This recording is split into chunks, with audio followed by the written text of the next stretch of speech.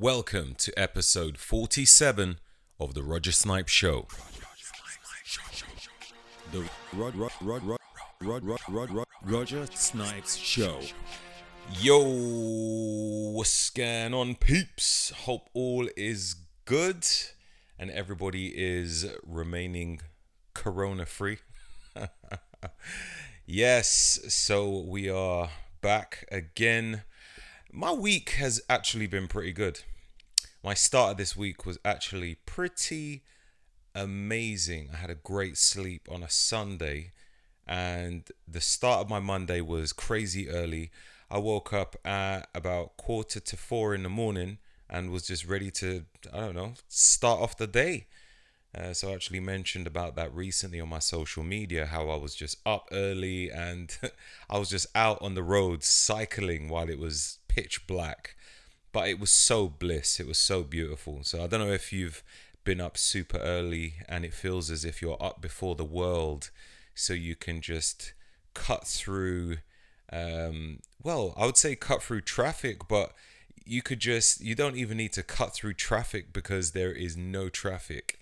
You are there before the traffic. It's like you can get ahead in your day without people getting in your way. It was actually fantastic.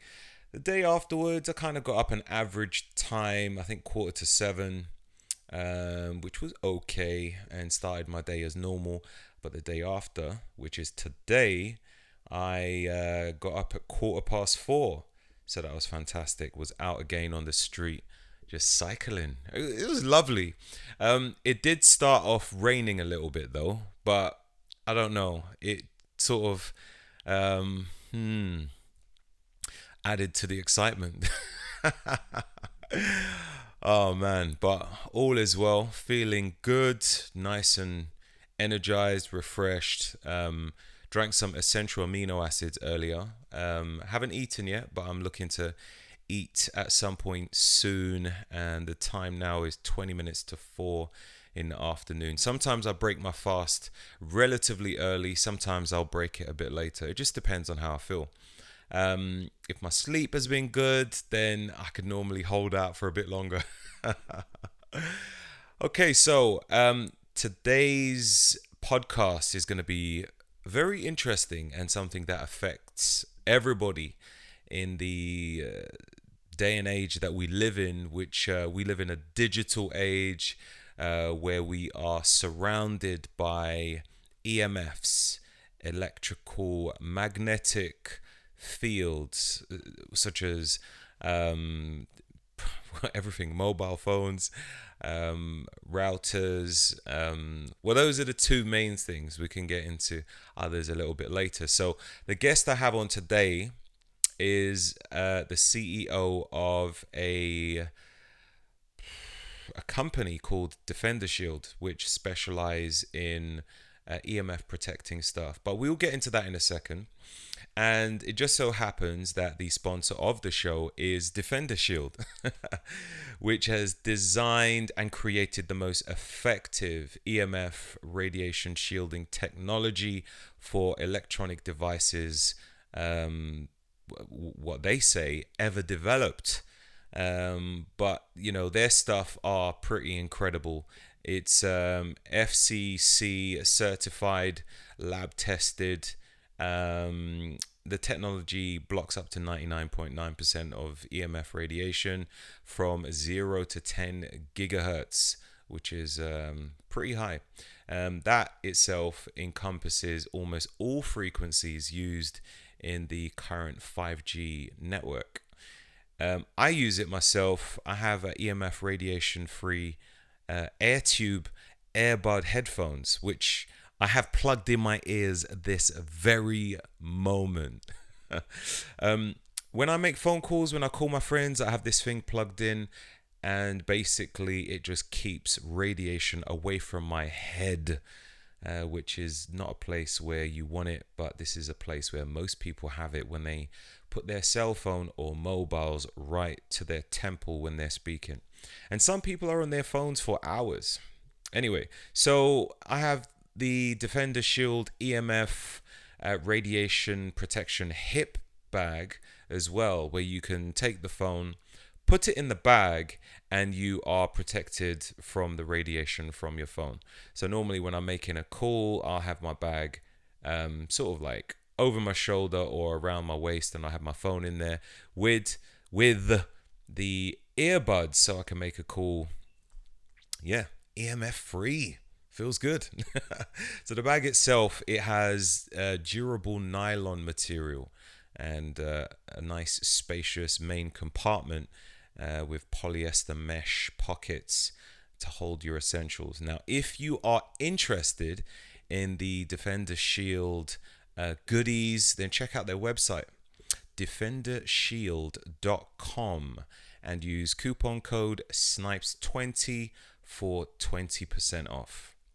All right, now a next mention I'd like to make is by Kion. They've recently released a awesome product called, what's it called? One second, let me find it. Kion Immune.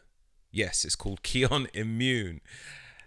So looking good is important, but keeping healthy is more so. Having a nutrient-dense, bioavailable supplement can come in very handy. So why not grab yourself a Kion Immune? It has vitamin C and zinc, which are two essential nutrients which can give your body the extra boost needed while things are looking a bit viral at the moment, and while the weather changes, and it's pretty common around this time of year for people to get sick, and it's all about making sure that your immune system is nice and strong. Now, deficiencies in these two nutrients can impact immune function and weaken your body's defenses. So it's important to make sure that you're getting enough through your diet or supplementation. In this case, you can grab yourself a Kion Immune. Now, for more information and a discount, just visit getkion.com/Roger Snipes and use coupon code SNIPES20. That website link again is getkion.com/Roger Snipes and use discount code SNIPES20. All right, so now we're going to talk about the guest himself, Daniel DeBaun. I think that's the way you say his name. I first came across him when I was looking to purchase an EMF protecting, what did I want to get? EMF protecting earphones, because I use headphones all the time when I'm training, but it's normally wireless. And I just, after starting to read a lot about the dangers, with wireless technology, I just thought I want to, make the best precautions, safety measures to not cause any harm to myself.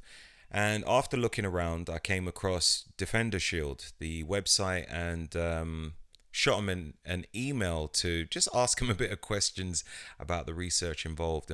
And I was pretty happy with the response. So Daniel himself is an internationally recognized and influential expert in shielding electronic emissions and electromagnetic radiation, with particular focus on the effect of exposure from mobile devices. We covered that bit quite a lot, in all fairness, which I think is very important for people. And also things like laptops, tablets, and mainly cell phones. Now, Daniel's concern regarding the health impact of electronic radiation emissions grew from over 30 years of engineering experience in the telecommunications industry, where he held a variety of leadership and executive positions. Now, Daniel is the inventor of DefenderShield, the most effective EMF radiation protection technology for mobile devices pretty much ever developed. Daniel is a highly regarded author, industry consultant, writer, and speaker, as well as a frequent guest on national radio and television programs discussing EMF health issues. This guy is pretty well equipped with a lot of information, so let's bring on Daniel DeBaun.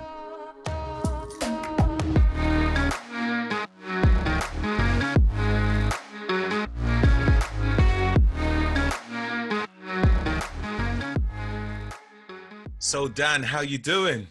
I'm very good, thanks, Roger. Thanks so much for getting in touch with me and giving me an opportunity to chat with you. I'm excited about it today. I'm super excited as well. I think I spoke to members of your team, and it was a bit of a email tag going on until we eventually nailed the time together. Yeah, yeah, they did. The kind of work you do is the kind of the things we like to do as well. Letting people understand the body and how they deal with the environment they're in, how they improve their body. So um, I was excited when I found Roger, that you were interested in chatting, and we finally got it together, and Yeah. now we can work a little bit together. So here we go. Awesome. So thanks so much. So you've written a book called Radiation Nation right here. Yep. And we'll probably dissect and go for a few parts or key elements which I feel a lot of people might want to know about. And you can also cover some things which you think is very important in the book as well. But generally, to write a book, a person would need to have a bit of knowledge in a particular area. So Right. This one in particular being on EMF, that will take a lot of dedication and years of research. Could you give us a little background on yourself as to, what you've been up to bring you to the point of writing this book or where you are today?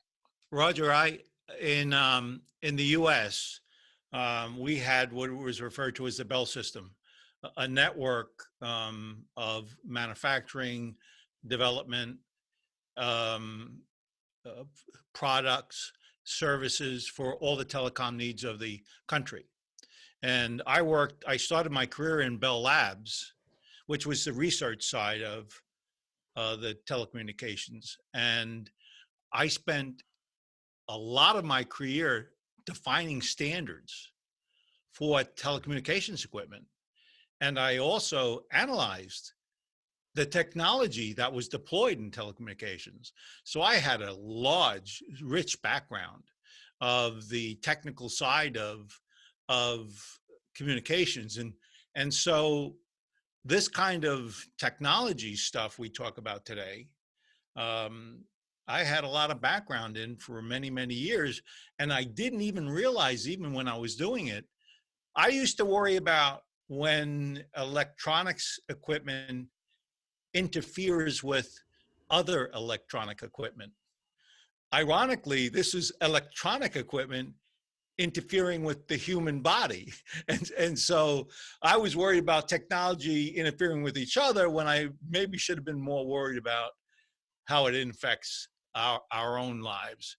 And so that's where I started, had a lot of background in it. Mm. And then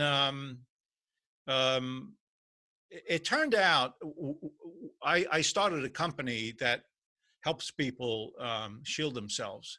And I began realizing that the average person wasn't quite familiar with what the issues could be with the modern devices we have around us every day that have come more and more close. You know, when I was growing up, if I had a cell phone 20 years ago, I had no one to call because none of my friends had a cell phone. Today, at 6 years old, you get a cell phone, whether you want it or not, and it's throughout your whole life at this point. So it turned out that it was never really a real problem until more and more of these technologies started coming around us.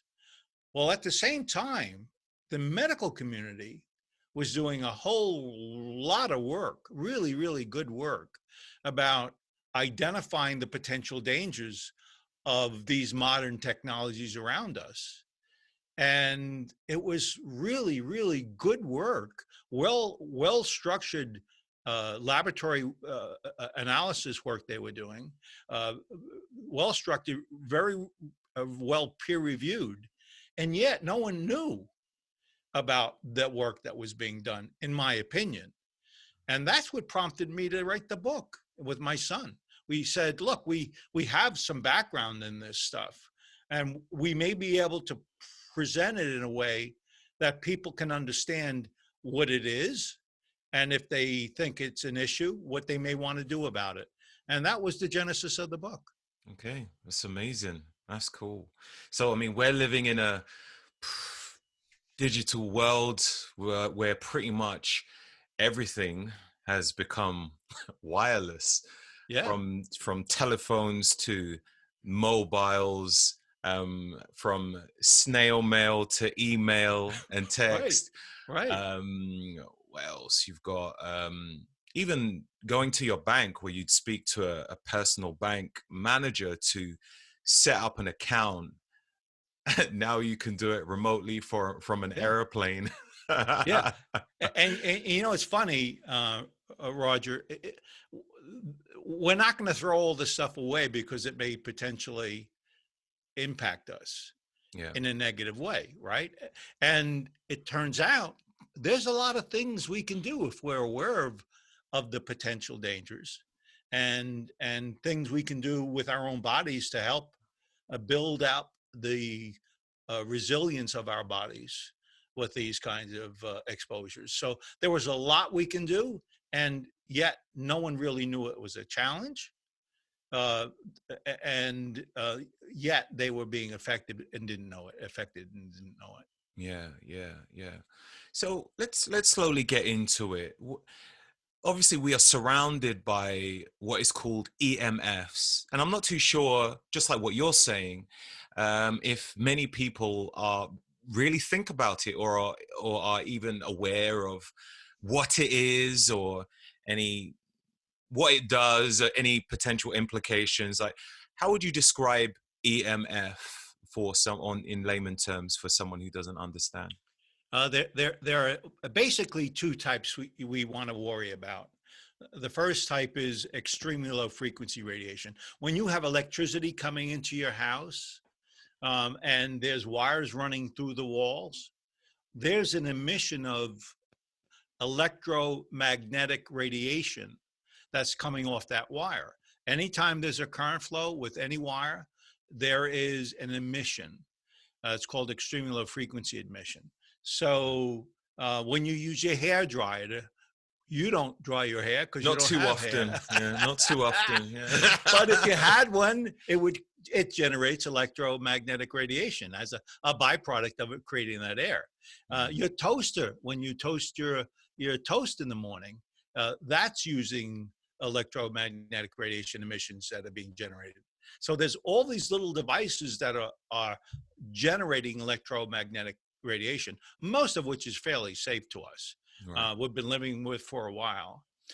But then there's this other class of stuff, the cell phone, the laptop, the computers, all connecting to a Wi-Fi, all connecting to a cell tower or some other device. All of a sudden, everything's interconnecting. And these devices are using a radio frequency signal, electromagnetic radiation. It's RF. And the energy of that allows you to go several miles or hundreds of yards. It goes distances. Well, when it's going those distances, it's also hitting you. So if it's connecting to a tower, it's connecting to you as well. And that's the RF. The radio frequency signals for cell phones are about somewhere between 1 and 2 gigahertz. Well, when you have a microwave oven and you take a piece of meat, put it inside a microwave oven, and you push the button and it starts cooking the meat, what's actually happening is the water that's between the cells are heating up, oscillating the cells, and those cells get hot, cook the meat, voila, you have your finished cooked meat. Well, that's 2.6 gigahertz, 2.3 gigahertz. It's almost exactly what your cell phone is. It's almost exactly what your Wi-Fi is. It's a microwave signal. Wow. The only thing is, it's much less power, but it is a microwave signal. It creates heat and it can create damage. Wow. Wow. Yeah, you don't even think of it, but it's true. What would you say gives the most microwave signal in your household? Um, your Wi-Fi. The Wi-Fi. Yeah, your Wi-Fi is um, so a cell phone is 1.6 watts. That's the energy level that's pushing out to the cell tower. 1.6 watts per kilogram close to the head. A Wi-Fi can do 6 watts. In other words, it's 5, 6 times the level Wow. of a cell phone. So when you're really, really close to a Wi-Fi, that's a pretty solid hot signal that's transmitting near you, and it is a microwave. And just like the meat you put in your microwave, the water heats up the cells and oscillates the cells. Gosh. So that's pretty much like what's going on in your brain when you have the phone next to your Right, head. exactly. Oh God. It's so in the U.S., it turns out that the standard of 1.6 watts per kilogram was standardized so a 6-foot male head in that area where the cell phone is won't heat up by more than 2 degrees and penetrate the head by 1 to 2 inches. That's what the standard is. The power is being restricted so it doesn't go through your head. Well, that's the theory, right?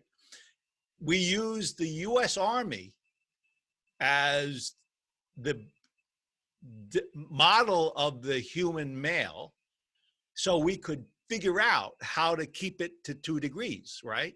That's what they did in the standard. Well, it turns out that represents about 2 to 3% of the entire population in the U.S. When you're a child, it doesn't go 1 to 2 inches; it goes completely through their head. And so, if you're a 6-year-old child, you give a cell phone to, that's at a very, very young age, going right through their head, and it's through their lifetime. So, what is the impact of that? Well, we know through research and study work that there are clearly potential dangers. Let's get into that. It's because I was about to ask you, like, is EMF harmful? Roger, this is one of the most controversial issues. You have a multi-trillion-dollar industry that's selling a lot of services, making a lot of money, and they think that there's no challenges, none at all. Then you have the private industry that's doing research work themselves, and they're clearly identifying direct links to things like tendinitis, uh, neurological issues, psychological issues, depression, anxiety, dizziness, fatigue, headaches. So we have a lot of that evidence too. So it's controversial. Wow. But as we move along, we're learning more and more. And recently in the US, there was a study, an epidemiology study, and in that study, they found a direct causal link between a cell phone and frontal lobe cancer. So there was a statistically significant increase in frontal lobe cancers when there was an exposure to a cell phone transmitter. And then that was, again, another significant study was done in the Ramazani Institute. And they replicated that study work. The populations were, 20,000 or so uh, rats and mice that were involved. And they came up with the same conclusion, that there was statistically significant increase in frontal lobe cancer. And by the way, heart cancer too. So we know that there's been many thousands of studies that talk about the direct correlative links between cell phone use, Wi-Fi use, and the human body. And then there was substantial reinforcement of that with two independent epidemiology studies, both coming to the same conclusion. There's direct links. So for me, it's not as much a debate as it is for others, because I've looked at the scientific evidence, and there certainly seems to be some evidence. Even the World Health Organization, they consider this a to be carcinogenic. If you're in a classroom and you have your child in the classroom, and in the front of the classroom they have a gasoline open in the room, and then the other corner they have a welder welding metals together, and then you have a Wi-Fi in the back room, all three are to be carcinogenics. They're probable cancer-causing agents. So they're not guaranteed by who is that it is, but they several years ago believed it was a possible carcinogenic.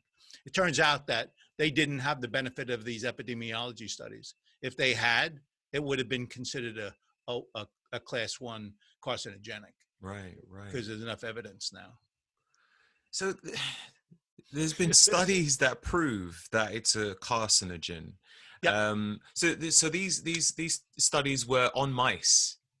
Yes. So it's very difficult to I don't know, study on humans possibly. Is there a way? I don't know. They might not sound. Roger, we are the study, right? Every study that ultimately led to a proven linkage to cancer was done through epidemiology studies. Right. It's not like it's far-fetched. It is always the start of any research. And so, when they say that, and there's a real reason you use those, because there's similar biological infrastructure, and that biological infrastructure is a very rapid life interval. In other words, within a couple of years, you can gain all the data you want from it. So it is always has been one of the leading indicators that begins substantiating linkages. So when someone says to me that I don't believe it because I'm not a rat, they don't know research. They don't know science. They really don't understand it. It is part of what's been going on for hundreds of years. We've always used that as a source. It's crazy. It is. Yeah, it really is. All right. So if there's clinical studies to prove this and to show it is harmful, why is it still legal? How can it be legal, or why is there not at least a cap on the amount of EMF being emitted? There are these factions, as I mentioned before, and there is a raging war going on, a battle between the standards bodies and there's the research scientists talking about what is the right way of doing it. And by the way, this is something that's gone on in so many other industries. The smoking industry. I was smoking cigarettes when I was 12 years old because I thought I was going to be a big man, right? That was quite a number of years ago, if you know my age. I don't know. At that time, Roger, there was no public understanding of any linkage whatsoever. The public did not know. And, 35 years later, 40 years later, it's now in the US, you can't sell cigarettes without you identifying the fact that they may cause cancer. And everyone has the same thing. Do you know when I started smoking, research knew there was a direct link to cancer, cancer of the lungs and smoking? It just takes that many years to get a public understanding of what it is and what it's not. And there's so many instances of this kind of case. So I don't see this as unique. It to me it's the kind of evolution of things we find about in our environment that we introduce, and it takes us a long time before. X-rays were so important to our research. Well, the guy who invented X-rays had a lab assistant, and they used to run around showing everyone how X-rays work. Well, he died of X-ray poisoning. They didn't know that that's what would happen, right? Until they got the experience. Takes time No, before we they understand. used to use X-rays for was it foot measurements or something? Right, right, exactly. That's what they used to do, right? But Roger, it's not the linkages to the cancers. These are statistically low-level stuff. That it's not like 20% of the population has going to get cancer over the next 10 years. That's not going to happen. So let's put this in context. What I'm more worried about, and what the research in science is suggesting, is that, as you pointed out a while ago, I've got X-rays going through my head. What's the impact, right? And so these neurological impacts, the psychological changes, the influence to the thyroid. Believe it or not, the thyroid is influenced by the cell phone, and the thyroid controls a whole lot of stuff in your body. Um, the pineal gland. There was the most recent research from Yale was that if there is a 2.4 gigahertz Wi-Fi signal, and you have a mutated gene, and there is some other chemical within your body, you were 3 times more likely to have cancer of the pineal gland. So there is clear influence. When you exercise and you want to try to be as healthy as possible, when you use a cell phone, when you have a Wi-Fi next to you, it suppresses your immune system. Believe it or not, your body is saying, it's not good for me. I'm going to pull back. My immune will be suppressed as a result of that. And there's a whole raft of gut immune system functions that are really being potentially impaired because of these RF signals that are in our environment. And I'm more worried about those kinds of things for us than I am the cancer related stuff, because it's really much more of us are getting involved.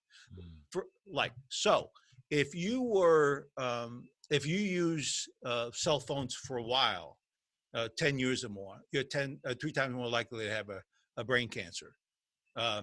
If you get and you have a cell phone exposure that's slightly excess for some reason when you were younger, you may begin having electrohypersensitivity to these kind of devices.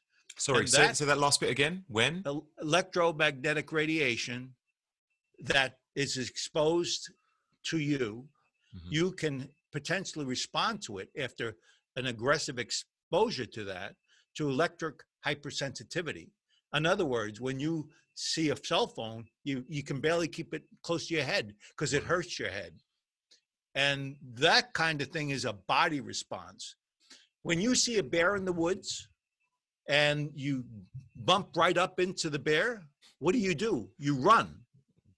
You have an automatic response to that bear. Well, the body is over time is evolved where it has a cell danger response. The cell doesn't properly work because it's now been exposed. And so it's like thinking, well, I'm going to try to protect myself. You may have heard of this as oxidative stress. Yeah. That's what you heard of it as. That's the imbalance of the free radicals with the antioxidants, right? So that stuff is now imbalanced. So the next generation of understanding of oxidative stress is CDR, cell danger response. And that's when you talk about complications that we barely understand. And we're only at the tip of the iceberg in understanding that stuff. Wow. So depending however long you've been using the mobile phone or cell phone could determine your chances of having this hypersensitivity? Yeah, Right, definitely. right. And the phones which were about, I don't know, some years ago, maybe 10 or 20 years ago, when they first came out, was the frequency higher or anything?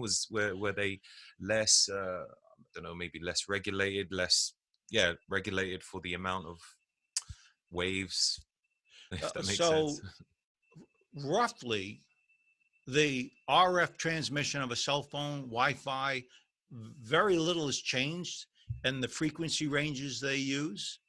So we've gone from the cell phone back in the 70s, early 70s, and we've gone to 1G, 2G, second generation, 3G, third generation. So the phones have evolved over time. By and large, they've remained basically in the same frequency range. Right. And now some of your listeners may be aware that we're now into the 5G space with cell phones. And 5G, much of it is all within the same frequency rate that it's always been. But there's a small component that's for small cell sites that are using millimeter waves, 20 gigahertz, 90 gigahertz, much faster rates, because the data being transferred needs to be much more higher for the broadband demand that we have in our society today. Mm-hmm. That stuff is very different than what the previous generations have been. So there's not been much change there, except it went from analog to digital, but the rates roughly the same. Right. We'll get into 5G in a moment. I definitely want to get into that. Yeah, we really do, because there's a lot of stuff going on there. Yeah. So you'd mentioned about children, and obviously Yes. their bodies being a lot more sensitive. So what's happening for children that have mobile phones? Are children more at risk? And also we have, tablets which are now introduced into school. So kids will probably be using it a lot more than adults. In all fairness, what's your views there? Well, you're absolutely right, Roger. When a 6-year-old child uses a cell phone, as we mentioned before, it goes right through their head. Why is that true? Well, when you're growing up, you have a very immature skull. It's not thick as an adult. The soft tissue is, the softer it is, the more malleable it is, the more potentially endangered it is as a result. Like the epidemiology studies, I mentioned it was the heart and the frontal lobe, right? Yeah. Those are the softest parts of your body. So as theirs are even softer than you as an adult. So it makes them more susceptible. They're actually 3 to 4 times more susceptible than you or I. And so they have that exposure, and there is a penetration of that signal through their entire head. And as they grow up, it becomes less and less until it's 1 to 2 inches. Wow. We know, well, here's a fact. If you have a concussion and you have your blood-brain barrier goes down, that is the protection to your brain. And you had a signal close to your head going into your brain, how much power does it have to have before it mutates a cell? That's the question, right? Mm-hmm. So if that's the case, a cell phone is 1.6 watts per kilogram, as I mentioned before in the US.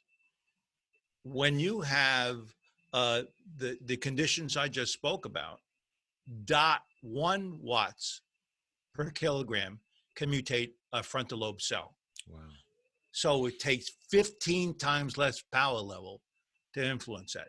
And we know it can damage the cell with long-term impacts.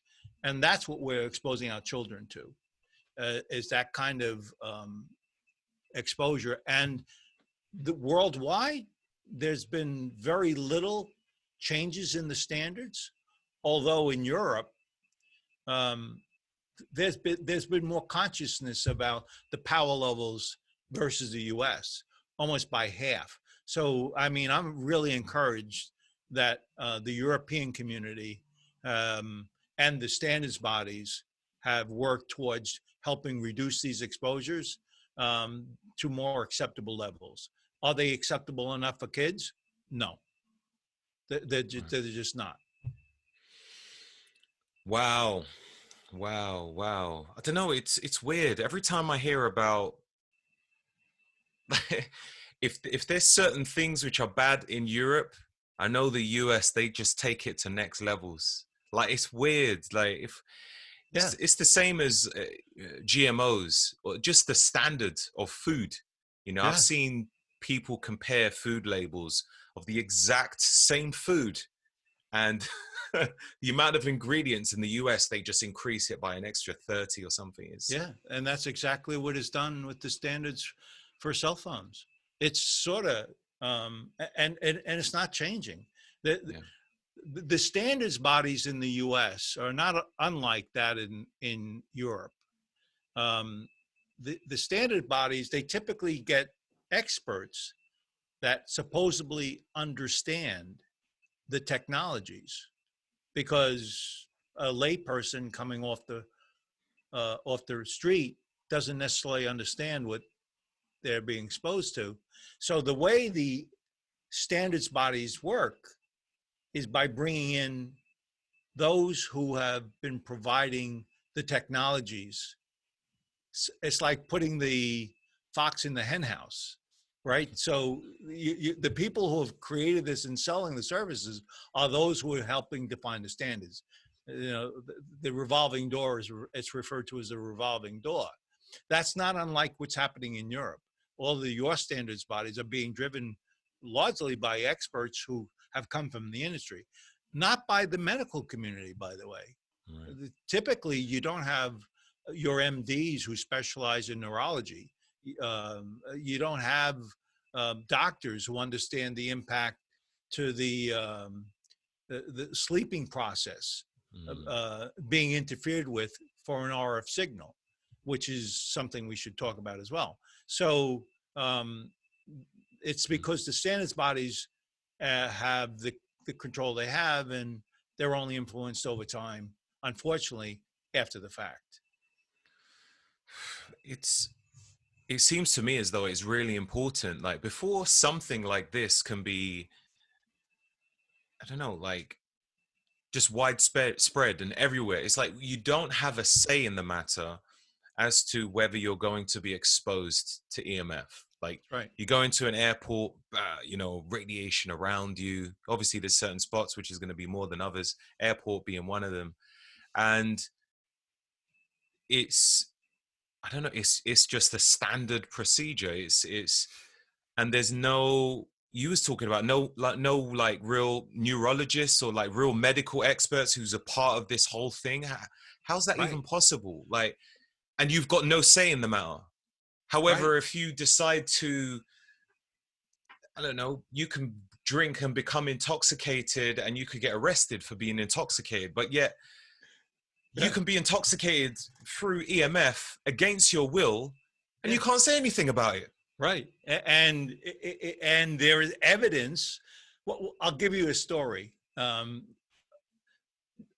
head of the FCC, that's the standards body in the U.S. that defines those standards. Mm, The chairman of that was the chairman of the cell phone industry for 30 years.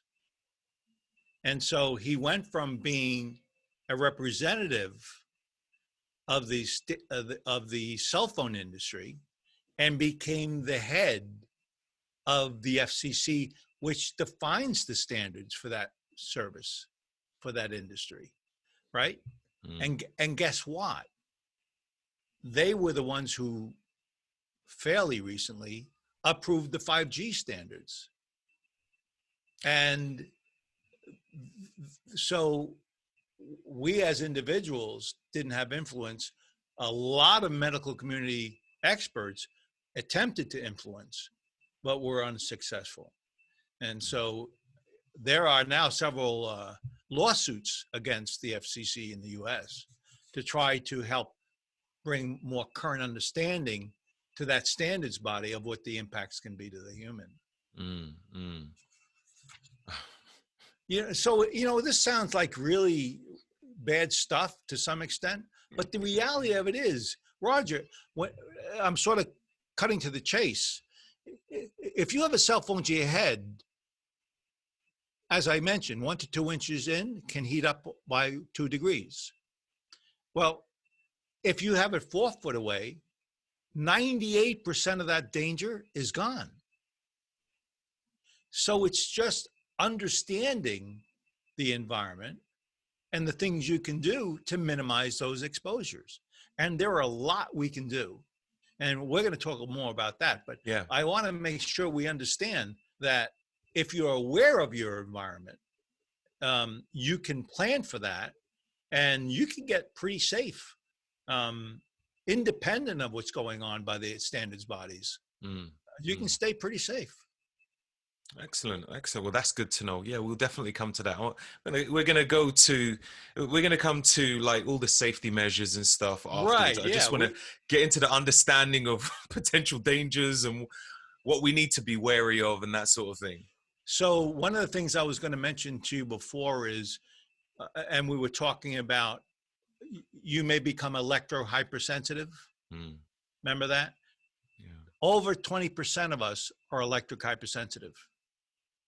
You get to a cell phone, you can feel it in your head, you can feel it tingling in your hand. You get foggy, you get dizzy. So over 20% of the entire population is electric hypersensitive. So we already know that you would remember chemical sensitivity, multiple chemical sensitivity. People have problems with volatile organic compounds, gases in the air. 20% of the population is electric hypersensitive to chemicals in the air, gases in the air. That's the same for the electric hypersensitive. And it's growing very quickly. And believe it or not, 80% of those are women. Oh, really? Not men, yeah. They're women. And we don't know why. But it's true that, they may be the canary in the coal mine where, because they're more sensitive for hormonal reasons, for whatever those reasons, they're becoming more sensitive. And it can get pretty serious for some of them, debilitating it sometimes. And there wouldn't be an actual experiment or study to show, like, if two people had used a cell phone for a certain amount of time, what the impact will be to show the differences. No? Right, exactly. That kind of stuff hasn't happened. So you can't prove it, in other words. In fact, the way I like to describe it, the only way the community at large would ever accept the guarantee that there's a challenge is if you take 10,000 children, put them in a classroom, turn on the Wi-Fi, and 10 years later, see what happens. And then take another 10,000, give them GMO products, non-GMO products, good eating, good exercise, and then compare the populations. If there is an increase in cancers as a result of direct links to the transmitters, then we now can prove that it's dangerous. And of course, we're never going to do that, Roger, right? We're never going to take 10 children kids. So it's going to be a debate for a long time.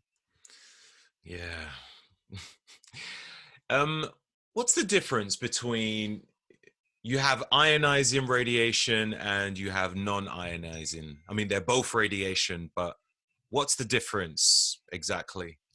Yeah, that's a very good question, Roger, because some argue that ionized radiation can be lethal, but ionizing can't. non-ionizing can't. So there's an argument around that. Well, what is ionized radiation? X-rays.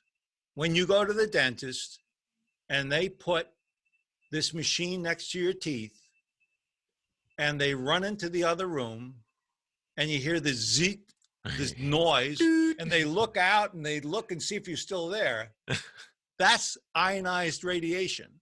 Right. That's terror rates. They're orders of magnitude higher rates than the cell phones or RF signals. In fact, ultraviolet light is X-ray, is electromagnetic radiation.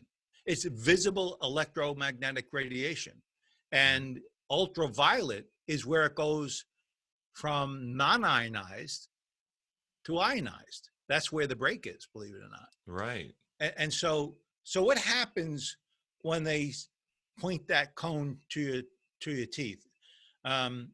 What the concern is that there's enough energy coming from the transmission that it will take the electron that's spinning around that atom and it will knock it out of its orbit, and then we'll charge it from negative to positive. That's what ionizing comes from. It comes from it becoming positive.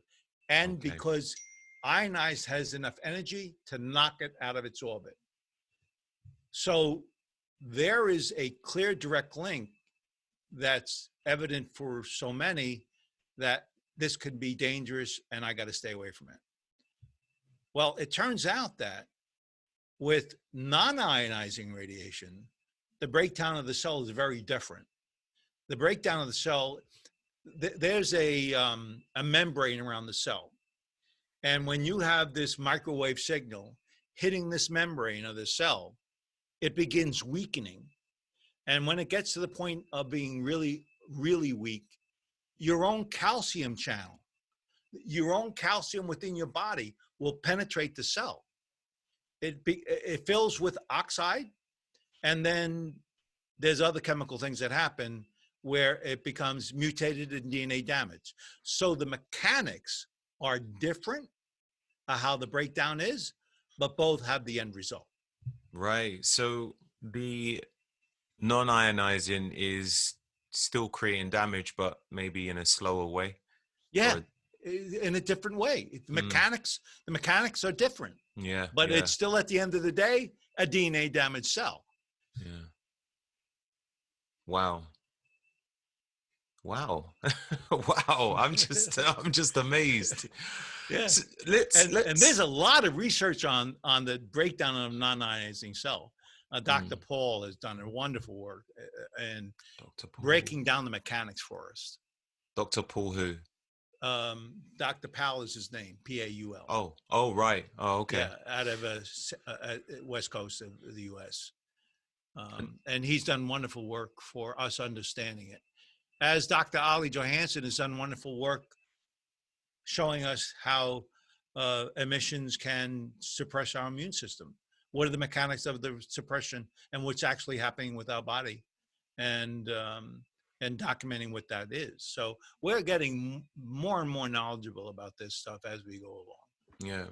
Yeah. Hopefully with the more knowledge we have, more legislations possibly. I don't know. It's almost conspiratorial. Like, I don't know. I do question whether anything will be done about it. It seems, I think you mentioned it's a multi-trillion or whatever. There's too much money involved. There's no doubt. It's always been true. But, I often tell the story about frame of mind with smoking.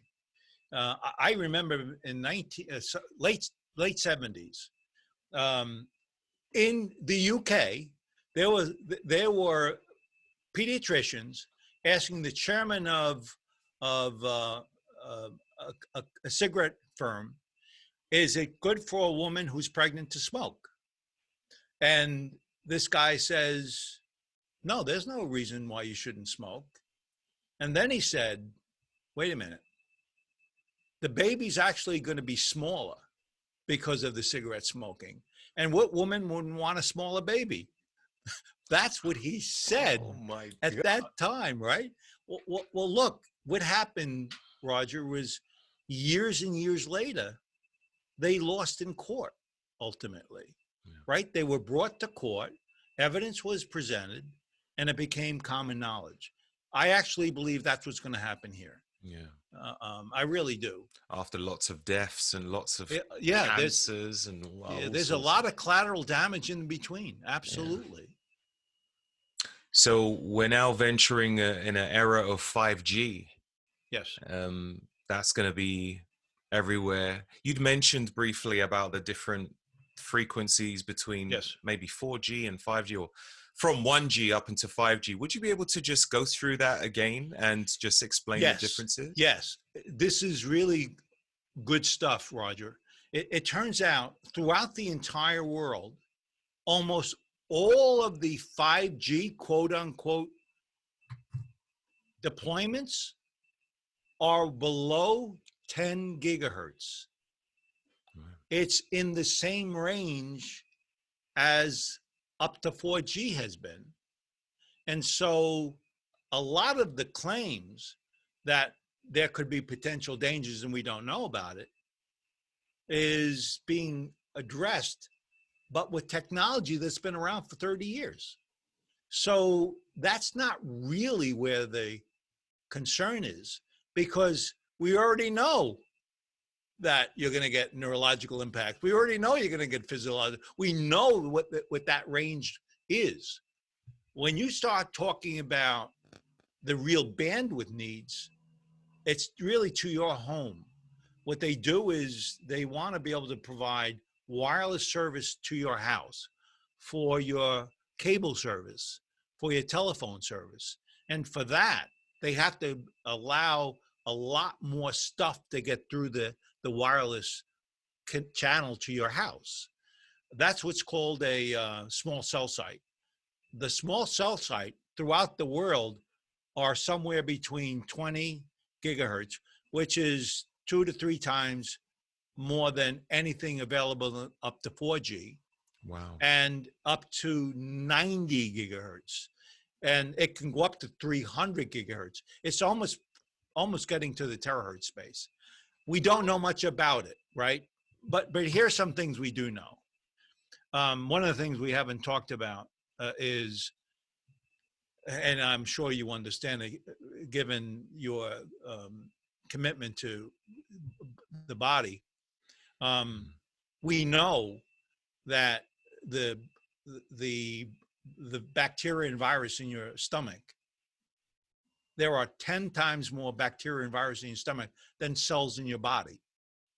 So when there becomes an imbalance, that's not so good. And we could talk about that more, but my point is that we know RF signals disrupt that bacteria.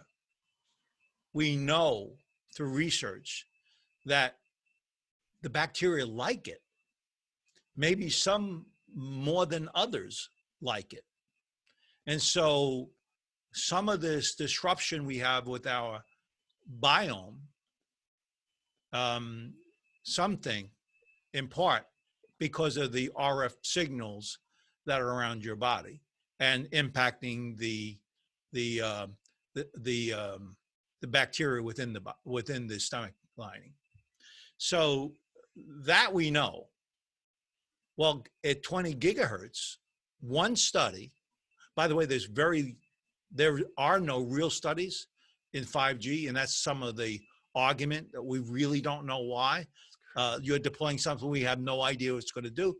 But we know at 20 gigahertz that the stomach bugs love it, maybe even more so than the RF up to 4G.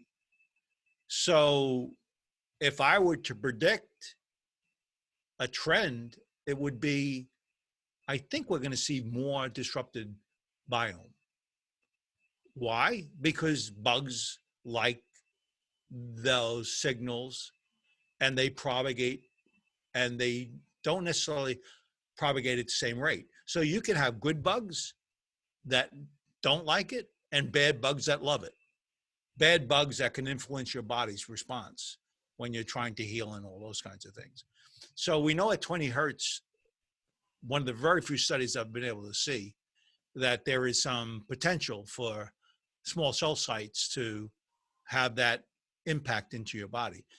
We also know at 80, somewhere about 80, no, it's 90 gigahertz. There in war, there is a gun that can shoot an RF signal, a 90 gigahertz signal, and it can irritate the body. It turns out that your sweat glands resonate at 90 gigahertz. So they act as a little antenna. And when they're acting like an antenna, and you have this unit targeting you, the reason you run and heat up is because these things are being absorbed by your body by your own little antennas. So we know at 90 gigahertz, at the right power levels, it really can be disruptive. We're just going to take a short break and return right back.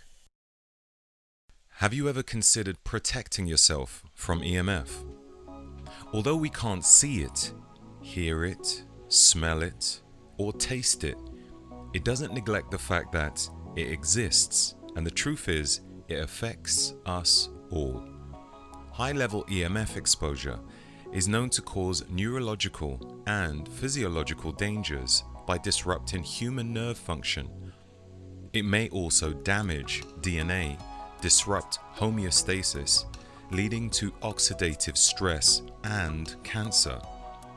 Protecting yourself and your loved ones has never been more important. Somavedic can possibly help.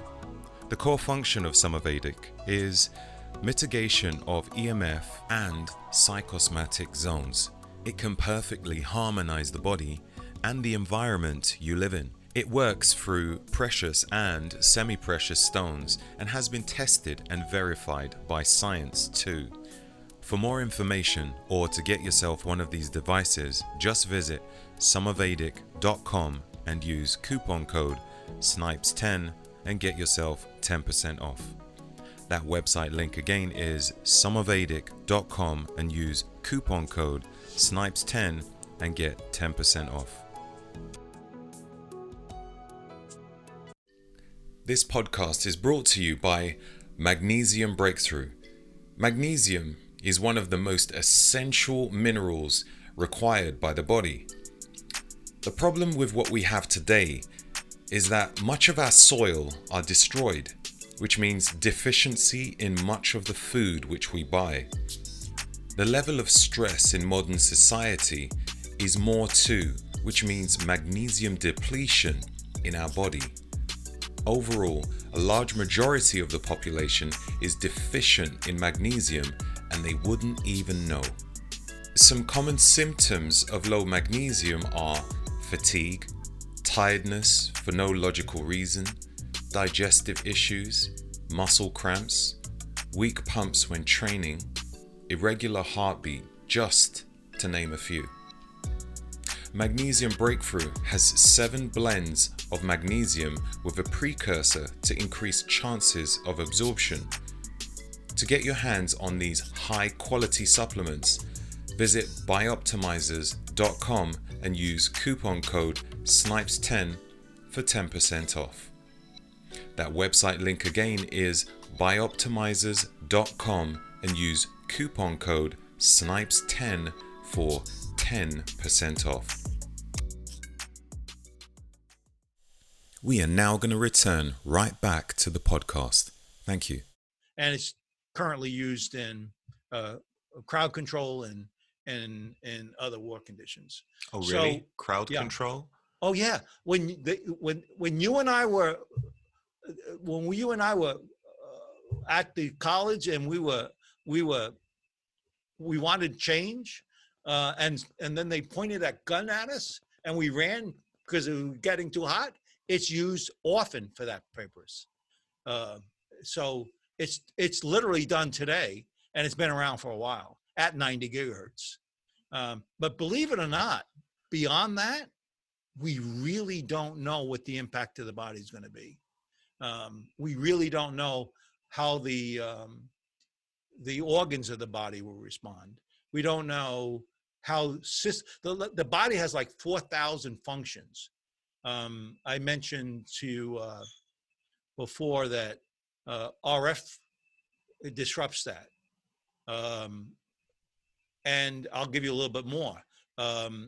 When you have, I mentioned the ultraviolet light. Well, blue light is right next to ultraviolet. So, it's almost an ionized signal. So when you look at a monitor, those are LEDs, high intensity LEDs, and they're generating blue light. So when you have at night, you're thinking of going to bed, and you're looking at your tablet for 2 hours before you go to bed, there's a little protein, a cryptochrome protein in the back of the eye. That's the switch that turns on and off the melatonin. Yeah. So like all of a sudden, the RF, the electromagnetic radiation is now disrupting body function to the point where you're not generating the melatonin, which by the way is influenced by the gut as much as anything else. And you can't sleep. And you're wondering why I can't sleep. Well, that's because the switch didn't go on when it should have. It's also true when you have a cell phone right underneath your pillow. It's disrupting the pineal gland's control of the melatonin. And so there is disruption up to 4G that we're aware of for body functions. When it gets up to 20 gigahertz and higher, we just don't know. And remember where I started with this. I'm not worried about cancer. I'm really worried about the stress it does to the body and what's that impact. And will that push the 20% of us that are electric hypersensitive to the 30% of us? We just don't know. Science truly just doesn't know. It leaves me discombobulated as to how this can even be legal. Yeah, it's true. When I think about it. So here's some information. When you have, I said 1.6 watts for your cell phone is the standard in the U.S. In the UK, I think it's half that roughly. And so when you have a cell site that it's being transmitted to, that's 60 watts. If you're within 1,000 foot of that 60 watts transmitter, you're 3 times more likely to get cancer. Oh, 3 times more likely. 3 times, right? 60 watts. Well, remember we were talking about the small cell site, right? The 5G small cell site. They have to transmit at 20 watts to only go 750 feet. So the signal can't go 5 miles like today's 60 watt generated cell phone transmission. It has to be 755 at 20 watts. We've never had 20 watts so close to us. Yeah. What's the impact? I don't know. It's like a public experiment. It is truly, it really is. And I'm not being facetious about that. We really just simply don't know. And it's not unusual that humans introduce stuff that's bad for us. We talked about that. The trans fats. I don't know in the UK what it was. In the US, we had trans fats that we cooked our French fries in. And about 30 some odd years ago, chemical engineer debated that I don't think it's the eggs that are killing us. I think it's the trans fats we're cooking with. And sure enough, it took 30 years. But last year they banned it in the US. I'm not sure about the UK, but I know in the US it was just banned. It took over 30 years before it got off the market. And So that, how was trans fat sold? Like it was sold what, in jars in shops or something? yeah, it was for your French fries. The commercial shops will put it in there and cook you in their French fries. They made the fries more crispy, you know. And at the time, there was collateral damage. The arteries would fill up, the cholesterol would build, and in part, it was being hampered because of the trans fats we were using to cook in. But it took a long time for that biochemist to help us understand from the start to end what the ultimate goal, problem was. Mm, So this is not unusual stuff. And so it's not unusual that stuff is deployed without really knowing its real impact. yeah. But at the same time, as you uh, are the recipient of those services, you need to be aware of how you want to live with that in your life. And there are things you can do. I want us to, in a moment, get into what we can do to mitigate these EMFs and ways in protecting ourselves. But as we kind of glide into that, I want to ask if, I don't know, our bodies would evolve and adapt through the toxins, as a kind of hormetic stress thing. Actually, wonderful question. I should have explained this. Um, because our bodies haven't seen this in our environment, it truly is just another toxin. And as you were speculating, I think, the body can figure out what to do with it. And over time, evolution will modify the body and how it performs to deal with that additional toxin in the environment. So the reality of it is, as I said before, I had a cell phone, had no one to call. Today, a 6-year-old child has it. For the last 30 some odd years, it has been snowballing into our life very, very, very, very quickly. And our bodies haven't had a chance to build up resistance. It's literally that simple. Okay, so it's been evolving quicker. The technology has been probably evolving quicker than our bodies have. Yes, exactly. Yeah, Mm. that's absolutely a fact. The electromagnetic radiation like sneaks in. If I hit you with my hand on your face, it's going to hurt because the body will have a mass that it sees. The RF signal is so small, it can't see it, and it just goes right through. And so it takes time for the body to sort of recognize it's a fist and I got to do something about it, but I haven't figured out what to do just yet. Mm. Wow. This is fascinating and scary stuff. Yeah, but I like to say, Yeah. you actually do control a lot of it. You really can, and it's not a big deal if you're diligent. Yeah. And so, but the problem is you don't know how real it is until you have a chance to start exploring it a little bit. Mm, And mm. remember, when I started in this, it was almost by accident that I got involved. I had a lot of background in this stuff. And one day my wife says to me that my sons were using their laptops on their laps for hours. And she says, that can't be good. I want grandchildren. These are adult men. And I said to her, the power levels of those signals are no way to disrupt the cell. There's no way that can be true. And then I said, but, I'm an engineer, so let me go take a quick look. And I started looking at the research. I was amazed. 25% of the male sperm is disrupted after 3 or 4 hours of exposure to an RF signal. So this was known several years ago. And I was like, I didn't know about it. And I was in the industry. Mm. How many other of us don't know it? And so the moral of the story is, don't put it on your lap for 4 hours and you'll be fine. Is there a certain gap between the laptop and your genitals where it could be safe? Yes, absolutely. Um, these are exponentially dropping signals.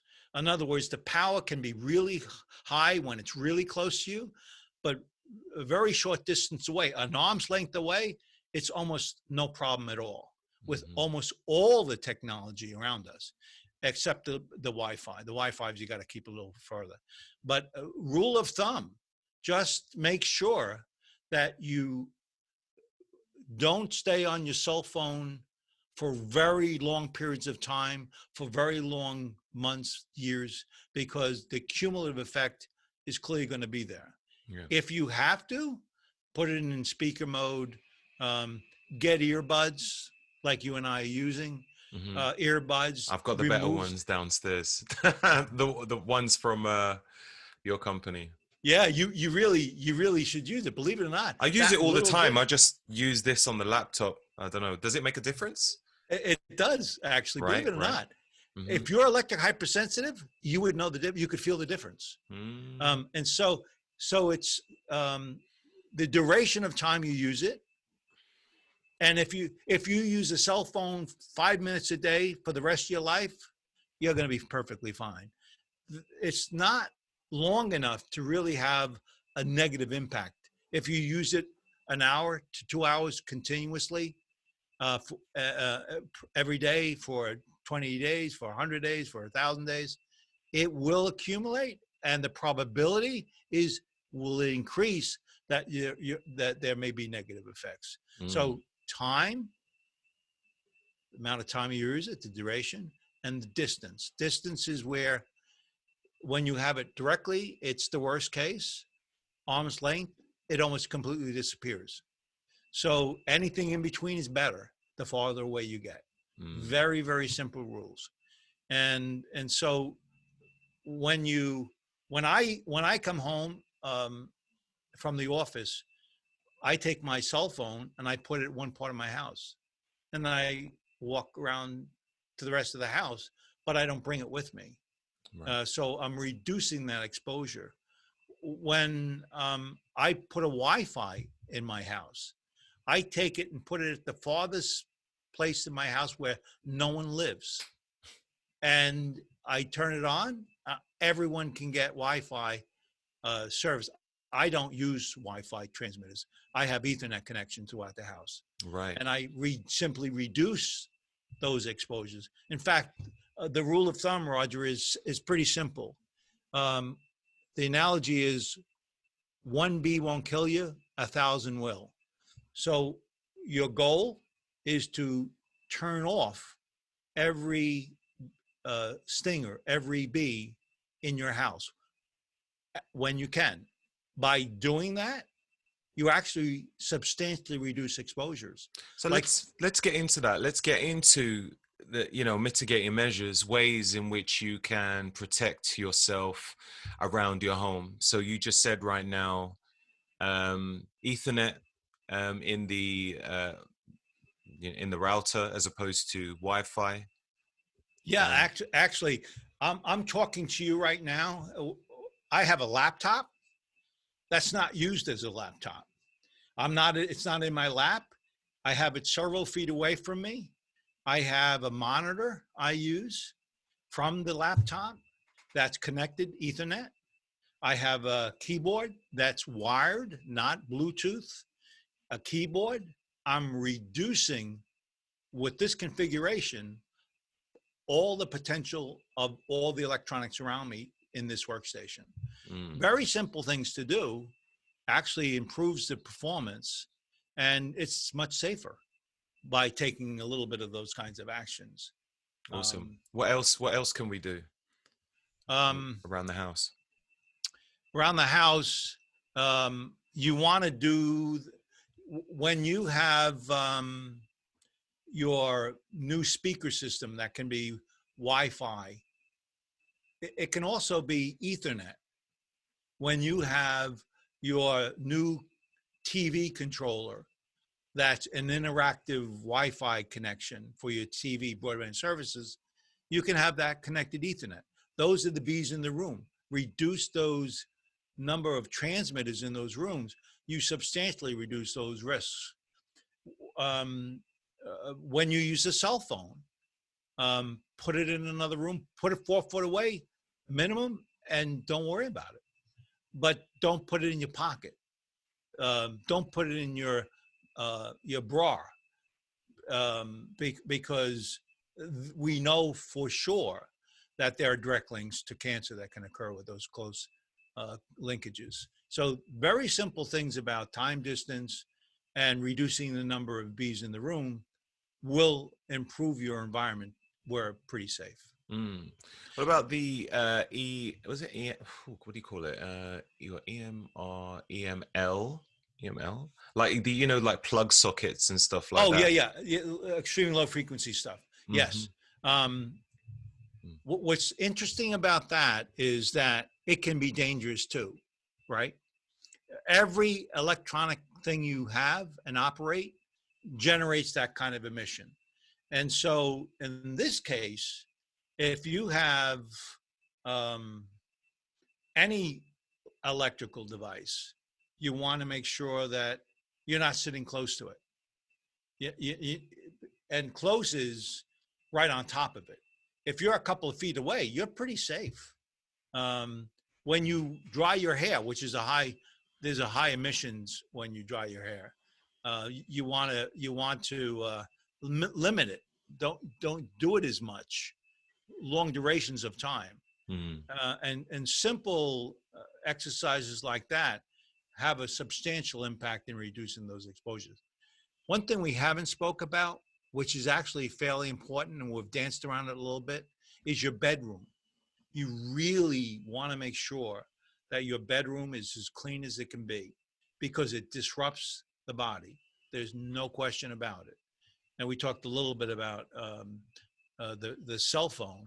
You don't want it under your pillow. You want it in the other room. I personally turn my Wi-Fi off, even though it's in another room. I completely turn it off with a power plug. It goes on automatically in the morning at 7 o'clock. It goes off at 10 o'clock at night, automatically. I eliminate it. Clocks.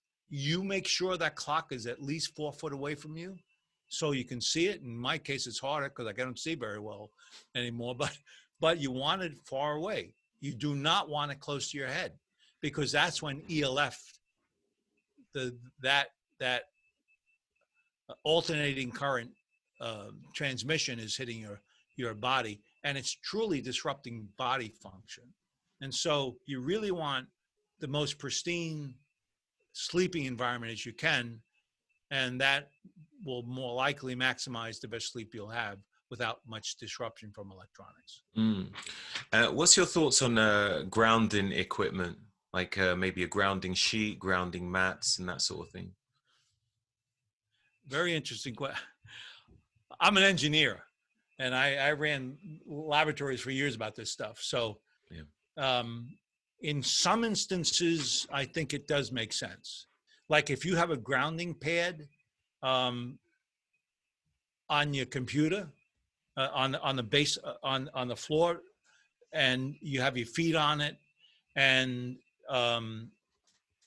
your computers are configured the way I described it, there may be some benefit.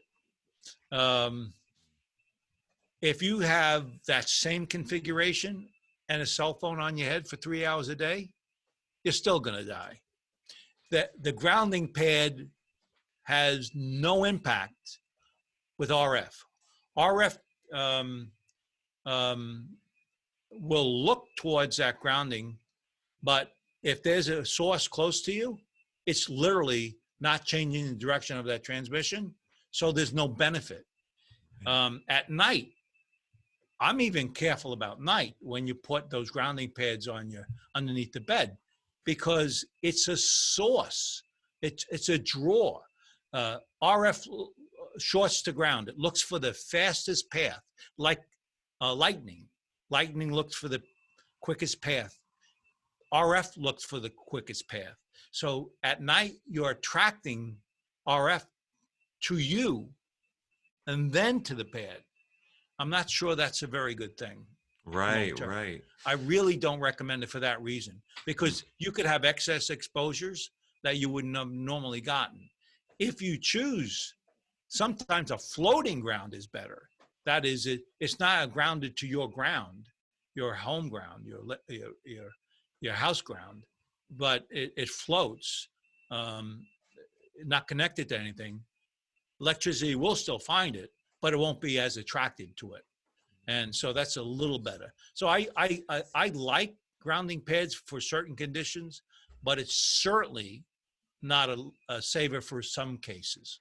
In fact, one of the, he believes he was the inventor of it, made the mistake of talking to me about it because I'm pretty knowledgeable about this stuff. And I said, you don't know what you're talking about.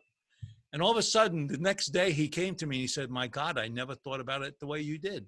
It can be dangerous, and we really should be careful about when we subscribe it and its use. But it can be safe for many cases, but it's potentially dangerous for others. I'm just trying to figure out what's the best way to check to make sure it's okay. I do have a grounding sheet on my bed. I have a grounding mat. A grounding sheet is a floating ground. Okay. That's a good thing. Okay.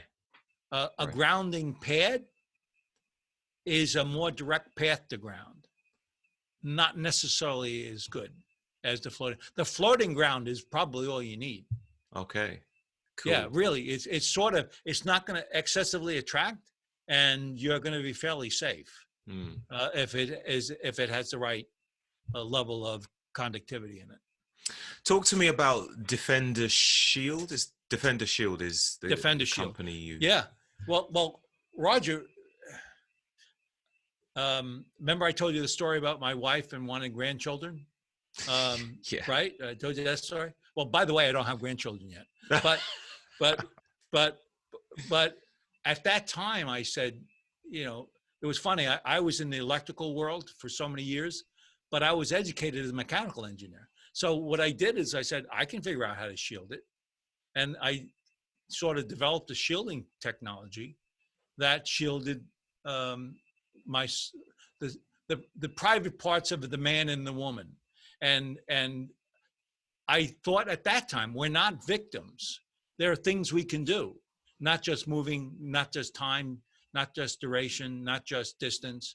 There's also shielding mechanics you can use to help when there's technology close to your body. It started with the Defender Pad, which is a device that shields the emissions, the ELF and RF that are being emitted from a laptop. That's where I started. It was because I felt we're not victims. I didn't know it was a problem, but I know I can do something about it. And then we were going, I figured I'd build 1,000 of these. And then if anybody buys it, the 1,000, then I'd keep on making them. If not, I'd quit. Turned out that never stopped for the last 10 years. We just keep on adding. And I had the technology. And then I read an article about these parents who bought a 16-year-old child a cell phone. And she was a very healthy young lady, but she used the phone all the time. Within a year, she had frontal lobe cancer and passed away. And that really disturbed me because I knew if she was using my cell phone shielding, the signal can't get through. It just can't get through. And so I said, let's take our technology and let's apply it to cell phones. And we've never stopped. We keep on building technologies and our technologies into other products to protect the human body. Talk to me about the headphones. Sorry, yeah, the earbuds, as you call it, that you have. Yeah, actually, that was another thing. It turns out because we deal with so many electric hypersensitive, they couldn't put earbuds in their ears. The electronic current and the emissions from that around their head bothered them. So I said, I can fix that. I'll take the signal up halfway. I'll convert it to a speaker, and I'll go acoustical up to the ear. And that's what we did. And that was the start. I eliminated the source completely by going acoustical. What does that mean?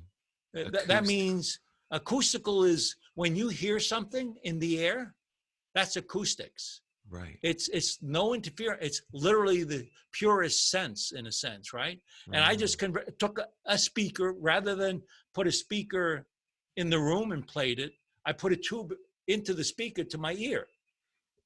And that's what you have there along from right. That's what I'm doing. It's all air. When that came to me, when it came in the post, I was trying to figure out, do I detach the tube? And I was almost trying to detach it. I was like, no. I was like, wow, this is hanging down to my lap. Maybe I need to take it off. No.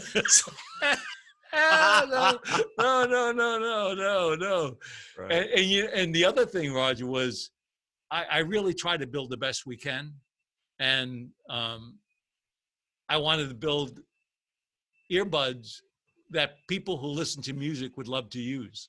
So the quality of the earbuds are the highest quality that you can have. And that was driven by our customers, those who were sensitive to electromagnetic radiation. Perfect. Yeah. So we've been driven by the need of the customer base. So you have those, and you have the it's like a fanny pack. What do you call it? It is a fanny pack, right? It's a pouch. That's what it is. Yeah, it's a fanny pack, and that's because people maybe just don't want to use a DefenderShield or any other shielding for their phone, but they want protection when it's close to the body. So we have shielding inside where you put it in and you're perfectly safe, and the phone rings. Mm-hmm. And when you do use it, there's an exposure, but if you limit your time, that pouch is more than adequate for what you need. And we have that. And it's been designed by the females of our team. Mm-hmm. Before, my son and I were the only ones doing this. And, everything was black and very utilitarian. And of course, now we have design in what we do. So. Yeah. Do you have anything else? You've got these two things. We have the blankets. We have a baby blanket. It bothered me that women who are pregnant, we know that it's in vitro. There can be influence before the child's born. Yeah. And so when a woman is pregnant, they can expose a child. And in fact, there was a study in San Francisco a couple of years ago where they measured the RF levels in the room, and then they looked at a bunch of exposures for a bunch of women, and what they found is if the levels were high, they were 3 times more likely to have miscarriage in the first trimester. It was that serious. So we actually created a blanket for them. So when they were sitting around, they'd have that protection. If their child was born, that child could have that protection. That's the floating ground that you use when you sleep. Right. Yeah, we tried it. We did it for the child, and so we keep on creating products that people can choose to use along with their technologies and keep them safe. That's really good. What about the full-on blanket for adults? Yeah, well, it's funny. We weren't sure anybody was going to buy the baby blanket. Then we introduced a mid-size full blanket, and we're selling that like crazy. Now we have a queen-size blanket, and everyone's buying that blanket. So it's like when we think there's a need, we try to build and we try to expand it if the customer base suggests that's something they want from us. And it turns out we now have, by the way, like earbuds. I went to a conference, and there was a woman who had a autistic child, and he couldn't put our earbuds in his ear. It bothered him. And that was about 2 years ago. And so I said, I'll build something for you. And just regular headsets, that have acoustical links. Right. I actually began developing that, and 2 years later, we now have it in production. And so I'm going to have and they're almost studio quality. Wow. You keep the technology up, build the best product you can, and keep people safe. That's it. That's it. I Yeah, definitely got simple to as check that. those out when it's ready. Yeah, we should have them very shortly, and it's for kids. I still have the name of that woman who had a problem with her son. Oh, I'm going to wow. just send it to her. Right? That's amazing. Yeah, we try to help if we can. Yeah. So what other measures do you think would help people to keep safe? Do you think there's anything to do with diet that would help at all? Oh, yeah, we haven't spoke about this, Roger. I've hinted about the biome.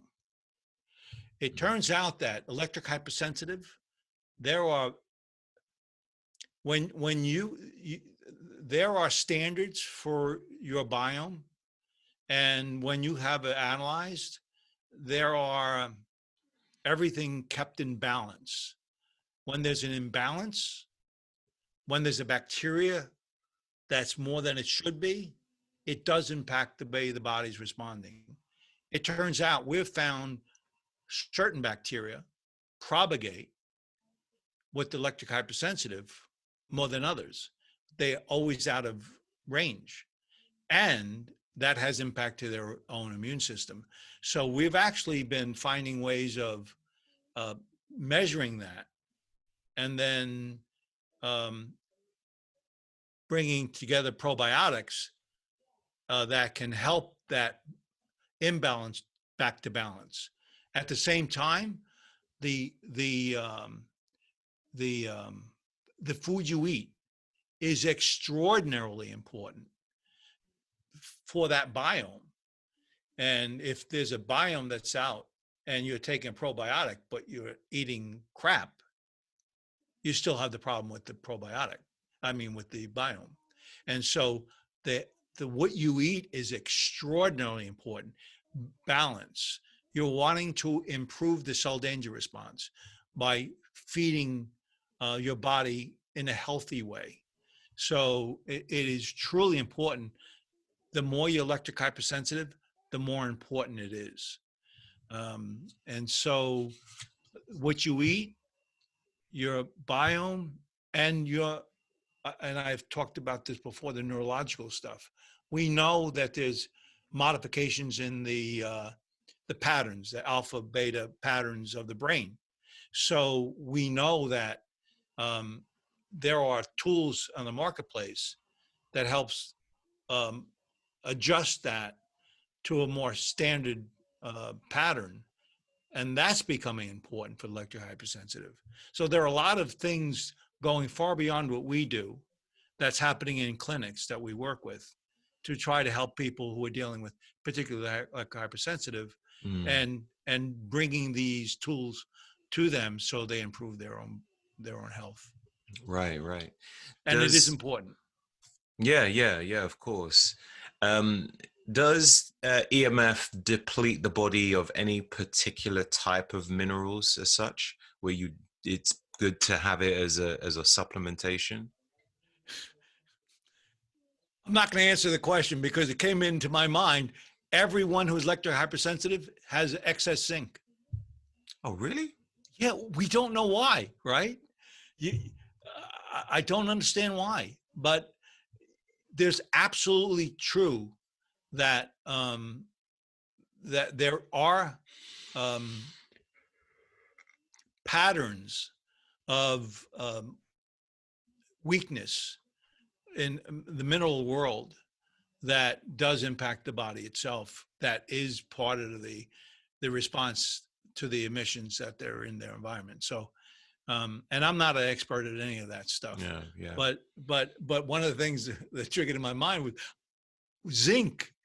Who would ever thought it was zinc? I actually, and women, I think it's hormonal.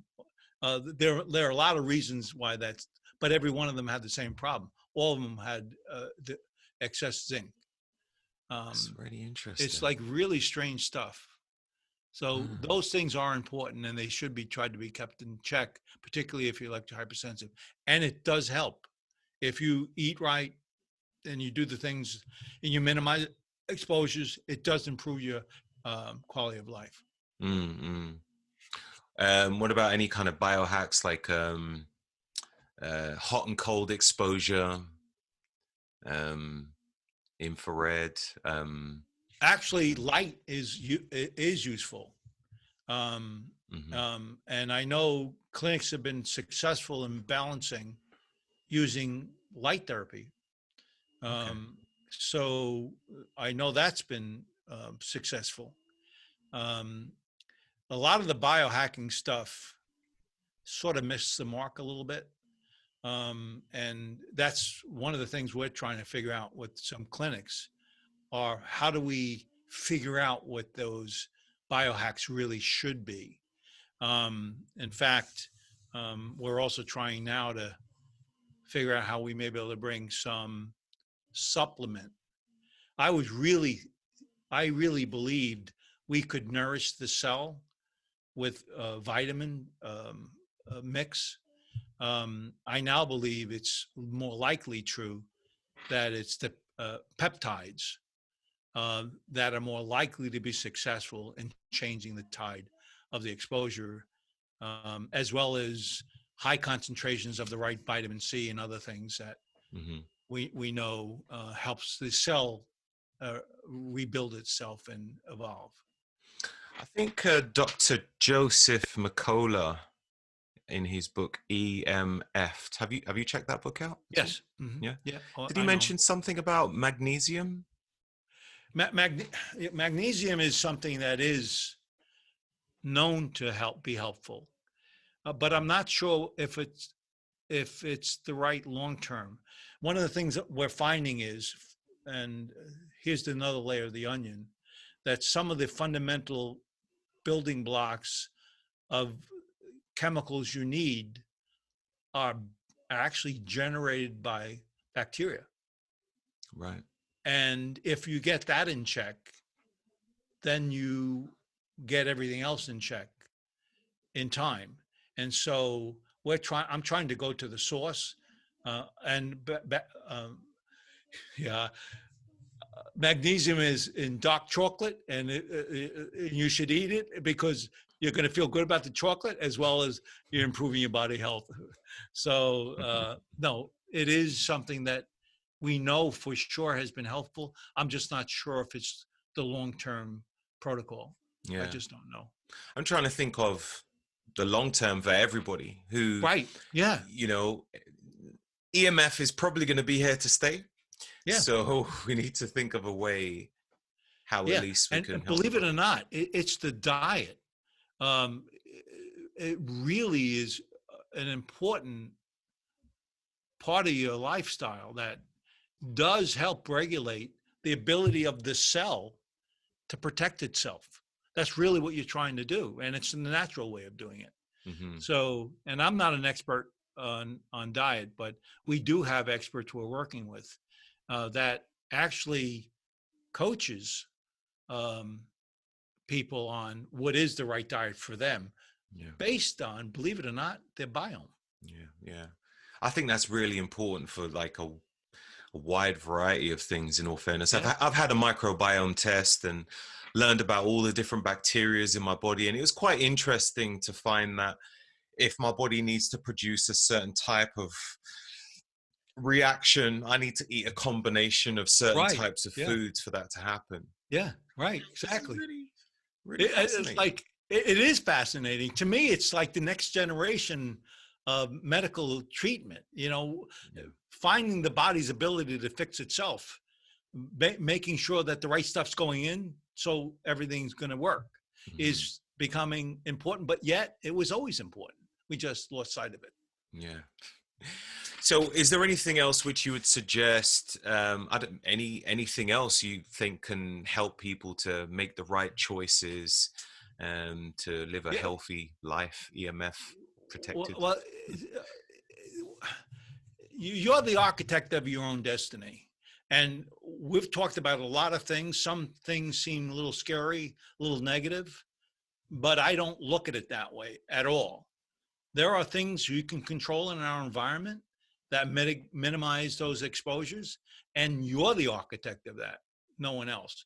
Don't rely on your government. Don't rely on your friends. Don't rely on your neighbors. It's you who have to take control. And when you have children, you particularly should be careful because those exposures are starting at an earlier age and they have to live with it far longer than you do. So making sure the right protocol's been established for your children is sort of pretty important to start today. So, and learn. One of the things we haven't talked about is I have DefenderShield products at DefenderShield.com. I spend a lot of time trying to get the latest understanding of this space. So we have an educational section, a learning section, and we put out a blog on all these subject matters, like smart meters. You keep on hearing about smart meters. Mm-hmm. Well, I just edited the final version of what is a smart meter and is it dangerous? It's not as dangerous as you think it is, if you think about what it is. And so we try to break that stuff down in our blogs. So you have a practical sense of what you should be concerned about and what not to be concerned about. Oh, that's brilliant. What is the website link for? DefenderShield.com. Yeah. And that's where they can get our book too, right? Oh, right. Yeah. Yeah. Go to the web. Radiation Nation. Right. Yeah. Right. Radiation Nation. There you go. Awesome. Go there and get a book and learn a little bit about it. I have like 6-7 pages just on what 5G is about and what it is that you should be worried about. Mm-hmm. Rather than the controversy in the media. Mm-hmm. Oftentimes not very well grounded with facts. So we try to help clarify that for people. So not only talking about 5G, has it got ways in which you can prepare for it at all? Or is it just information about it? We just talk about information about it. Okay. Right. Okay. At least they know. Roger, I actually have now shielding for 5G. I've been working for several vendors for years, working to find a way of shielding these higher shielding materials. And we've been able to develop it. So I'm like really excited. I'm not sure what you're going to be able to do beyond distance and duration and shielding. So all three still apply and keep it in mind. Would you be working on something that you can actually carry around with you? Is that one of the things you're working on? Yeah. Yeah. Right. Carrying around, if you have a device and you are wanting to use that device that's 5G oriented, you'll be able to do that. All the other 5G you're walking around in the environment, you're not concerned because the transmitters are far away. So don't panic about it. Simply recognize you got to be careful and not too close to these transmitters. But you're fairly safe. And don't panic about it. That's it. Panic. That only disrupts your immune system as well, isn't it? There's a lot of people stressing and that's not right. I told you, Dr. Ali, he's such a wonderful man. He's done such good work on electric hypersensitive and the suppression of the immune. He's documented what the linkages are, the body paths that it takes, and why it's suppressed. He's done wonderful work. We do have a better understanding. So it is real, and his work is scientifically proven to be accurate, peer-reviewed, and I'd listen to him if I were you. And what's the name again? Dr. Ali Johansson. Ali Johansson. All right. Johanson. He's from Sweden. Okay. He's been doing this for years. He was a professor in Sweden. Does he have audiobooks at all? I'm an audio fan, actually. I do like audiobooks. Well, podcasts, possibly. I know he's done podcasts. Okay. He's a wonderful, a man that tells the facts. Doesn't elaborate, He simply tells you what the facts are about it. That's why I really, really like Ollie, because he's just truthful about what the issues are and what you can do about it.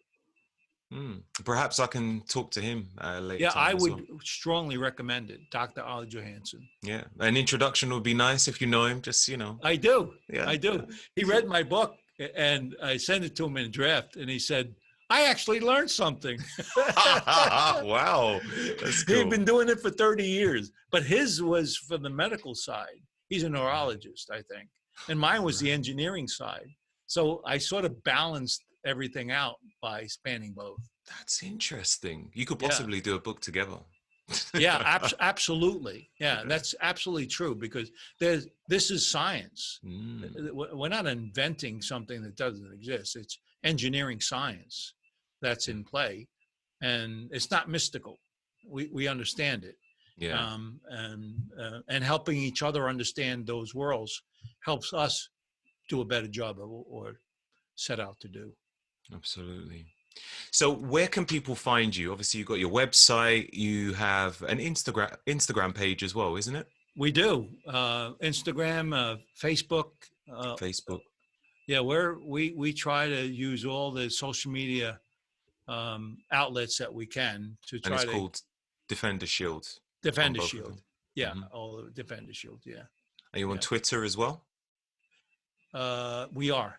Okay, awesome. So, yeah, we try to be in all forms of social media, as anybody in this business does. I know, today. Right? It's exhausting, but it's got to be done. It really does. It really does. So. Oh, well, I'm going to write all of that in the show notes so people can find all your information about your book, website, and social media links. And Daniel, it's been incredible. Don't know what else to say. It's been amazing. Yeah, I appreciate that. Part of why I'm good is because you're good. Having a conversational style in the direction you want to take it helps your audience understand what they want to see in it. So I really think it's really important. It's hard to find people who can converse about this stuff. But I appreciated the opportunity to chat with you today. It's important stuff. Yeah, it is. And I appreciate it as well. It's something that affects everybody. So, So by the way, I didn't want to, you can't add this part, but I'm actually negotiating right now with a very natural fruit fermentation that helps oxygenate the body, particularly the frontal lobe, and enhance the response to exposures at the cell level. I'm really, really excited about that. It's not typically what engineering groups do, but I'm finding we need to do that because we have to help people solve the problem. And so I'm really, really excited about that. Sounds really good. Yeah, it will be. I'll let you know, because that's stuff like I'm pretty sure you'd be interested in, because it's really health-oriented stuff. Exactly. As you get closer and closer to the final stages, definitely got to let me know. I will. I definitely will. Awesome. Definitely will. Well, Dan, it's been an absolute pleasure. Fantastic. Brilliant. Well, I'm sorry about the mismatch in timing, but we sort of caught up and it sort of worked out. I know, right? We made it happen. I shot an email. I'm like, I think we've got an appointment soon. I don't know. We made it happen. Very good. Very good. Again, Roger, thanks so much for inviting me on. I really do appreciate you letting me. Thank you very much. On your team. It's all good. All right. You take care. I will. And so should you. And we'll talk soon, maybe. Yes, absolutely. Okay. You take care. You have a good one. Bye. You too. Goodbye. Thank you for tuning in today's episode.